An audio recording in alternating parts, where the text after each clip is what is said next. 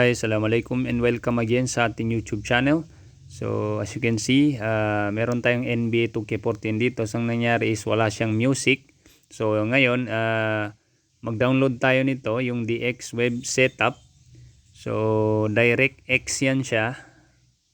And then install lang natin guys. So ayan, as you can see, downloading na siya guys. Ayan. So medyo may katagalan din ito, kailangan lang natin talaga maghintay na matapos yung process para magkaroon ng music yung ating NBA 2K14. Okay, so ayan, fast forward, malapit na tayo makatapos.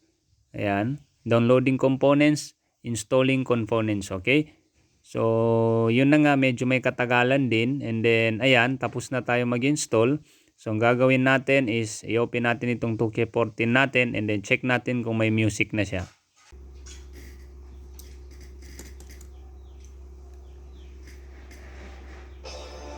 Okay. So as you can see, meron na siyang sound guys. So yun lang yung kailangan natin i-install. Okay.